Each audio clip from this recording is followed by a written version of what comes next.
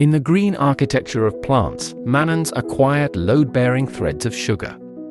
They hide inside seed endosperm, palm kernels, beans, roots, and the timber of trees.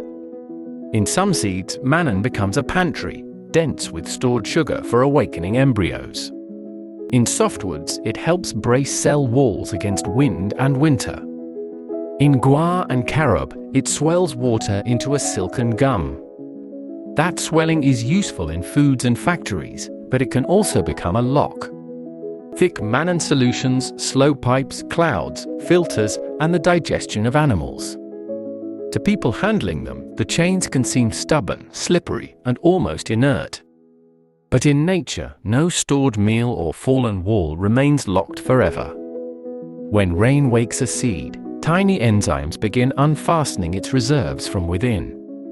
Soil fungi taste fallen pods and open their hidden carbohydrates for the wider community. Rumen microbes share the same talent inside grazing animals, turning forage into nourishment. Leaf litter softens because invisible communities read plant walls fluently, layer by layer. Among their tools is mannanase, a specialist for the long mannan chains. It does not tear the plant apart with force or heat. It finds particular links and loosens them, one quiet cut at a time. The human story began with botanists and chemists studying strange ivory-hard seeds. In the 19th century, vegetable ivory fascinated European chemists, collectors, and button makers. Its tropical palm seeds could be polished and carved like billiard balls and buttons. Inside those pale kernels, chemists found a carbohydrate unlike ordinary starch. They called such materials mannans, after mannose, the sugar revealed by analysis. The word marked a new family hidden in seeds, tubers, and wood. Yet naming the lock did not reveal its natural key or patient locksmith. Another clue came from germination studies in quiet seed laboratories. Botanists watched hard endosperm dissolve as seedlings pushed outward into the light. The stored mannan was not simply melting, it was being carefully cut. By the early 20th century, enzyme activity was linked to sprouting mannan-rich seeds. Carob, date, and other mannan-rich seeds became living test cases for this change. Researchers saw that seedlings made soluble sugars from once rigid reserves around the embryo. Later, microbiologists found stronger mannan-cleaving powers in filamentous fungi and bacteria.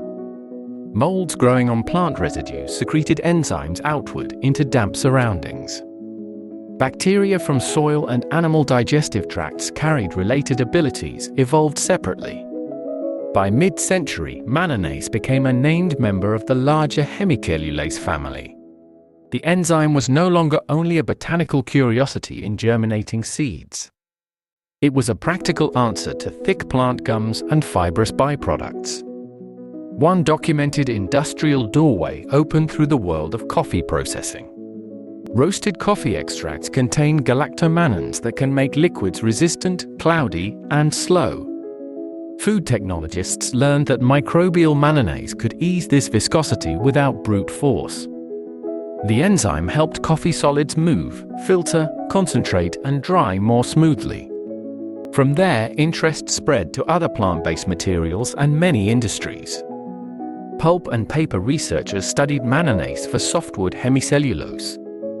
Feed scientists examined how it released nutrients physically trapped by soybean mannans. Bakers and food formulators explored its influence on doughs, crumbs, and plant gums.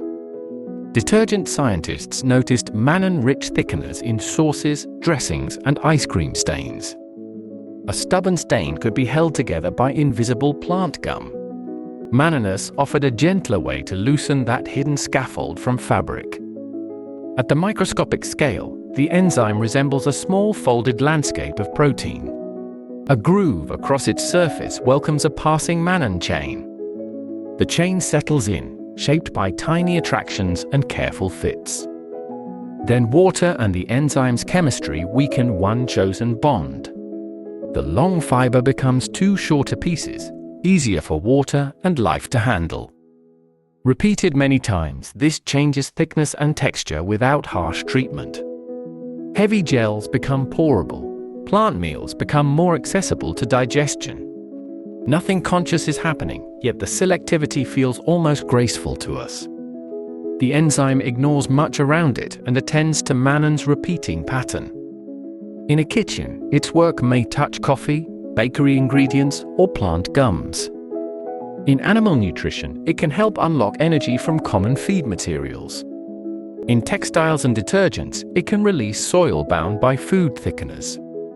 In pulp processing, it may reduce the burden of harsher chemistry on fibers.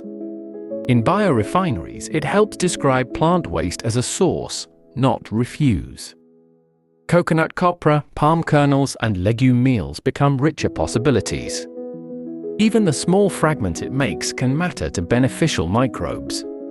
Short mannan sugars are studied as signals, microbial foods, and building blocks.